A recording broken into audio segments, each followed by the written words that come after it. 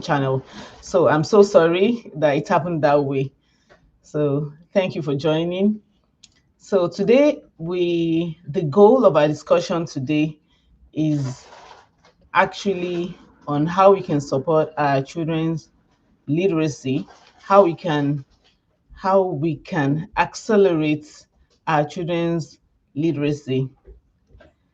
So, as teachers, as parents, this is going to be very beneficial for us. It's going to be very useful for us. So, have you ever thought that the challenges that my children are going through, like how do I go about it? Like they got stuck when it comes to decoding, or they are just guessing words, or they just cram, like memorize words. So, as teachers and parents, how do you support them? How do you accelerate their learning, their reading in early childhood? Because that is the foundation, that's where it starts from. So, six I have six ways that you can accelerate your children's reading, and these methods are very, very effective. There are six in numbers. The first one is how you can use a more effective teaching techniques. So there are so many techniques of teaching children. So these techniques are should be developmentally appropriate. So I will share a few with you. Like, literacy learning can be accelerated when instruction moves from guessing or cramming or memorizing words to systematic teaching, to explicit teaching. So now, as teachers, what do you understand by systematic teaching? What do you understand by explicit teaching? So I feel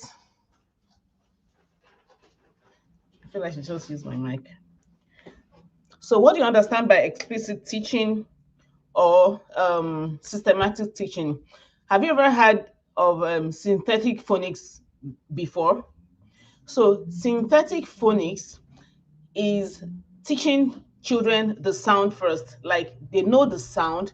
Like, let's say the ABC, they know the sound. We all are familiar with that. Like A, B, K, D, F, G. So those are the sounds. So teach them the sound first, not the letter names. If they know the letter names by chance, I mean, that would be great.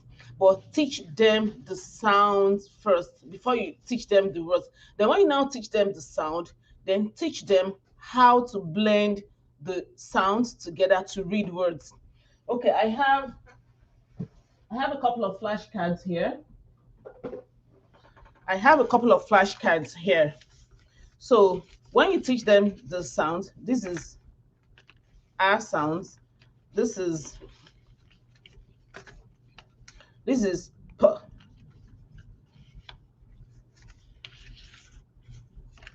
Okay. So we have A. So you have these three sounds. Okay. You have these three sounds. These are, when you see this one, these are letters. These are letters. But the sounds, what the letters are saying are the sounds. So when you teach them the sounds, like the then then d, add, then mad. Then you teach them to blend.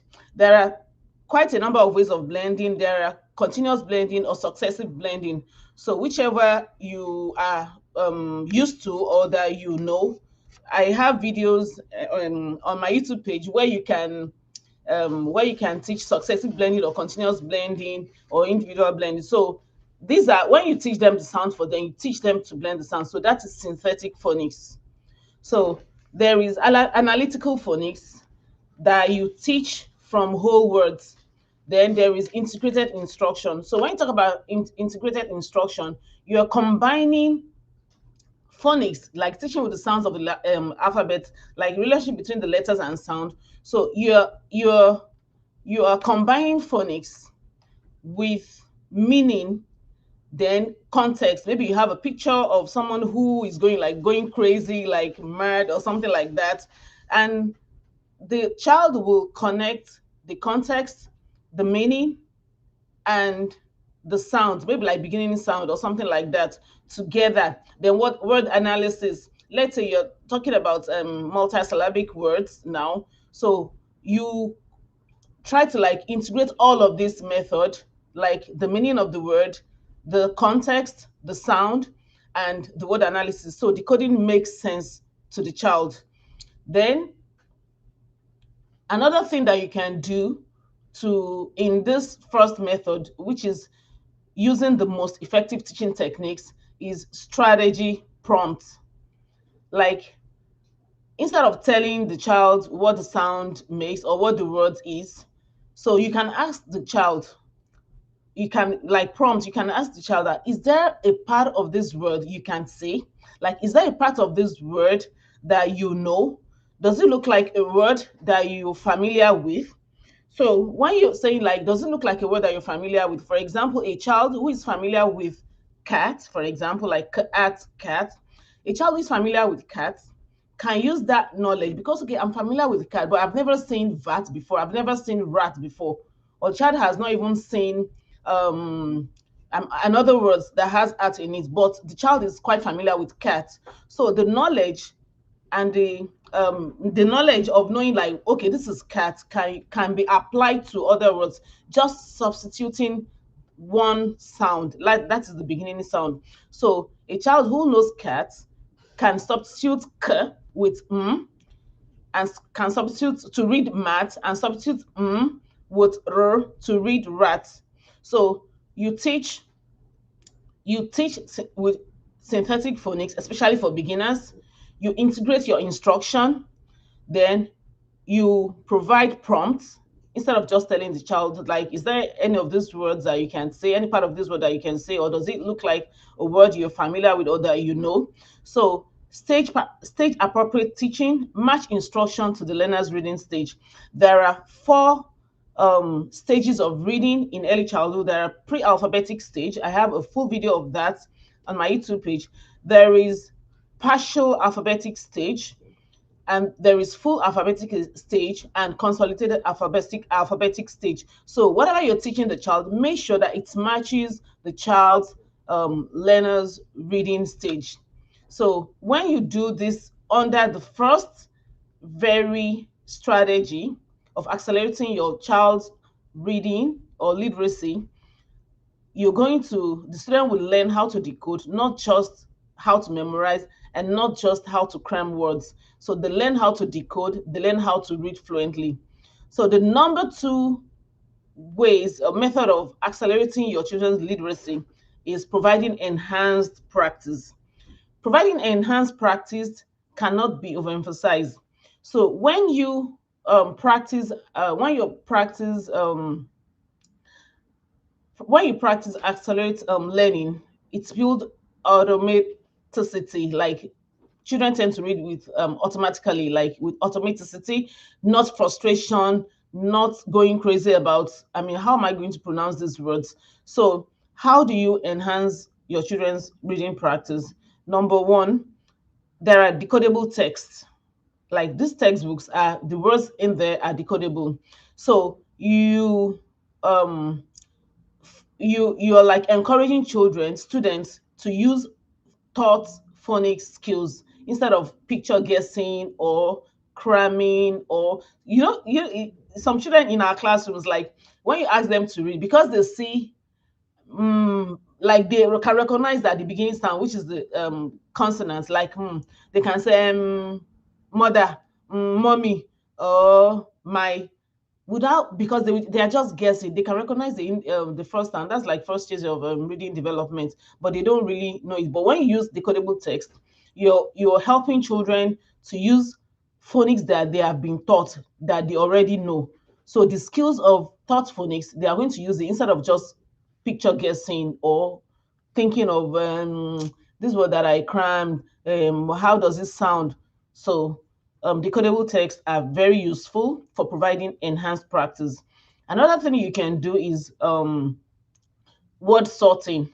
So what sorting is when you have when you group students words, like you have students group words by sound or spelling pattern to deepen understanding. So when you have words like you have the rat and the cat and the mat and the and all the art words, then you also have words like the pan, can, ran, all those words. You have them together. You also have words like the pen, then, ran, ten.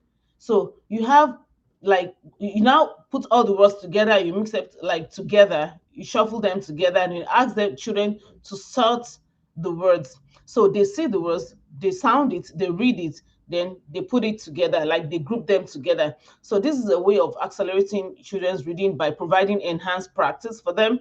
Then making words activities. So you can change one letter at a time. Like the example that I used initially, you have sat, like sat. Then you have the child sound, you have the child replace the first letter. For example, let me get my,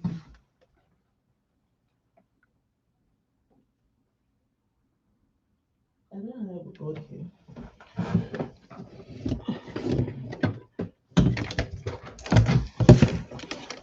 Can I buy board? Board marker.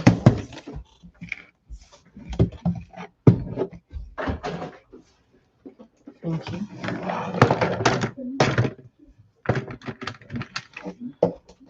So when you have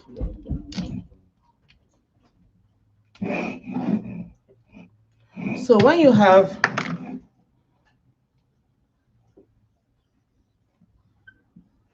when you have sat, then you can have children make words activity like by replacing this, like changing it to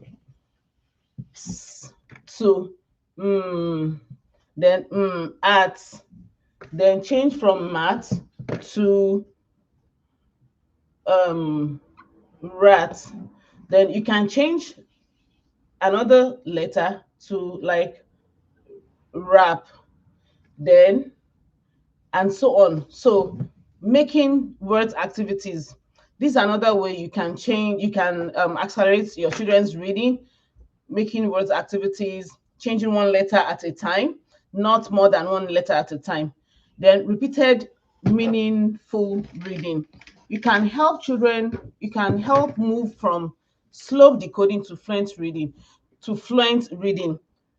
I remember when we were young, like our teachers will have us read passages, like comprehension passages, over and over again. So when children blend to read and they can sound out words, they can blend them together, have them practice it over and over again, repeated meaningful reading. So they understand what they're reading. They try to read it over and over again. So it helps them move from slow decoding to fluent practices. So this result will move from effortful to automatic. So this is the second, like providing enhanced practice.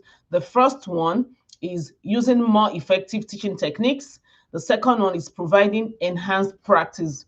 Practice is very important. Practice accelerates learning when it builds automaticity and not frustration. The third one is differentiating instruction. Differentiating instruction gives you the opportunity to provide instruction for what each child needs, for every child, for what they need. One side fits all phonics instruction slows progress. It doesn't encourage children to read and to become fluent readers. So don't adopt one size fits all. Like this is the lesson that I have planned for my students, and this is all they are going to learn. Please don't do that. Okay, make sure you create a small targeted group based on the children reading and based on their reading stage and based on their reading project. So stage appropriate content, partial alphabetic alphabetic stage, for example, focus on CVC blending. Partial alphabetic stage focuses on CVC blending, like all the mat and the cat and the rat and the dad and the mom and the wren and the ben. So the bn, at, rad. So partial alphabetic stage, that is what it focuses on. So CVC blending. Consolidated alphabetic stages focus on like patterns and multisyllabic words. You can talk about up to up, like laptop. You can talk about it, rabbit. So more than one syllables. So then you can look at the pattern. For example, you're talking about we're talking about George, George and the Rog and the Gorge, and so like rhyming, onset and rhyme. Like you can change the onset, then continue with the rhyming. So change the pattern of the rhyme. So you can just substitute the onsets, just like we did now. So then flexible pacing. You can move faster or slower based on student response. The way they respond determines how you move in supporting their reading. So when you differentiate instruction for your children, every learner gets what they need. You are not denying a child of what they need. So every learner gets what they need, not what is next in the textbook, and which is what we do most of the time. Number 4, checking for understanding. Number 1 is providing more effective teaching techniques, providing enhanced practice. Number 3, differentiating instruction, and now number 4. Number 4 is checking for understanding. Acceleration requires catching errors early, not after failure. And don't leave out any mistake without correcting it. So immediate evaluation, check understanding right after teaching a skill. Miscue analysis, like a child is mispronouncing words. Was it a vowel error? Was it a consonant problem, like the B and D? They are kind of like similar. So was it a consonant error? Was it a vowel error? You need to identify it and provide how you can provide support for the child. Did the students keep a sound? Okay. Did they skip a sound? Did they guess? So process over product. Focus on how the students decoded their words, not just whether they got it right. So this is very important. So misconception, don't become habits. So the number 5, monitoring progress. You can't accelerate what you don't measure. And this is very important. You need to assess the children, you need to monitor them, you need to know what the stage they are in. You can't accelerate what you don't measure.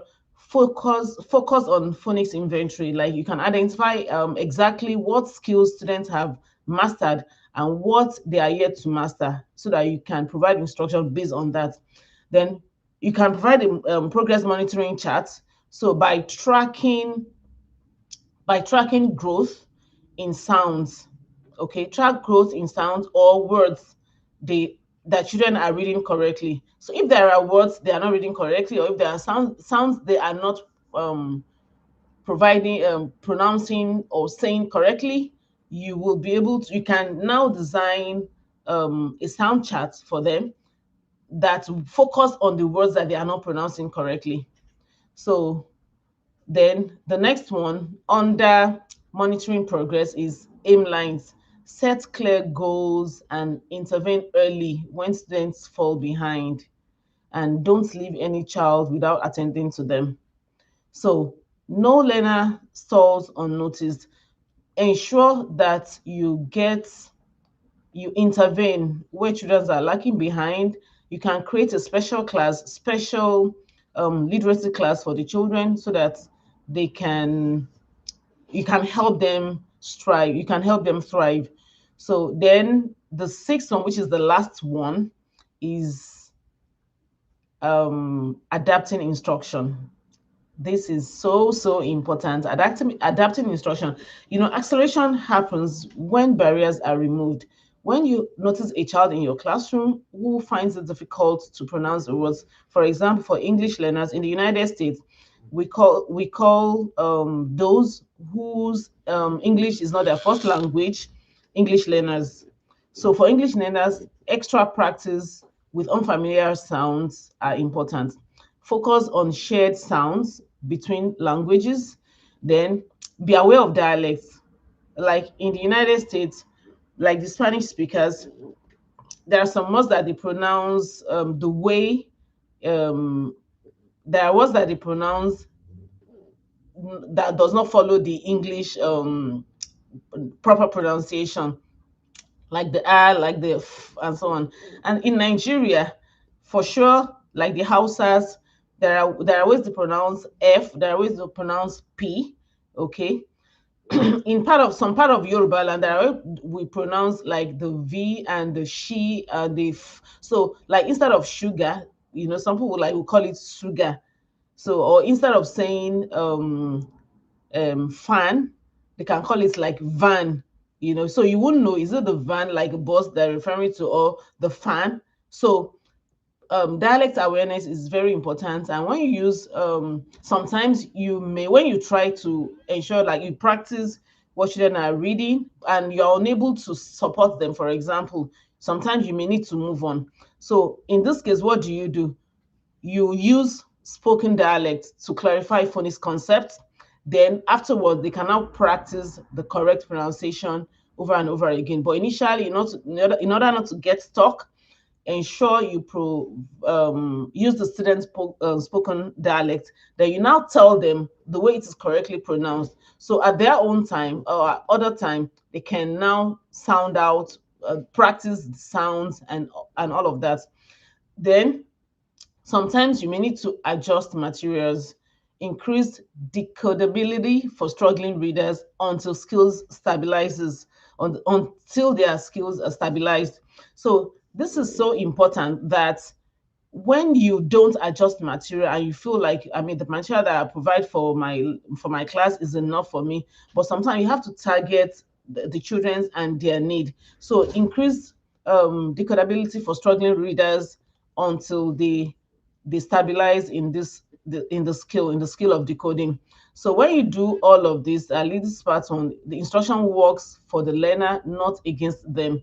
Some children feel like, oh my God, I don't like reading. It's because they're having problem decoding. It's because you've not given them enough practice, or maybe you have not provided the appropriate teaching techniques for them.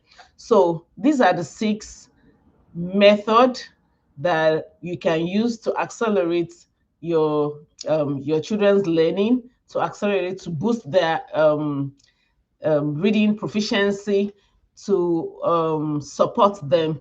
You use more effective teaching techniques. You provide enhanced practice, practice, practice, practice. Differentiate instruction. Number 3, check for understanding, evaluation, assessment, then monitor their progress and adapt instruction to what the child needs, and so on and so forth. So when teaching is systematic, when practice is intentional, instruction is differentiated, and progress is monitored, literacy learning doesn't just improve, it accelerates. So if you can do all of this, you will be thankful for yourself, and your parents will be thankful for you too. So do we have any questions, comments?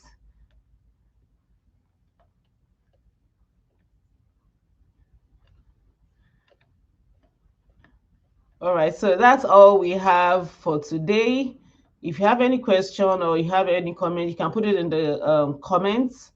You can put it in the chat, and I will attend to it. So again, I'm so sorry. The initial scheduled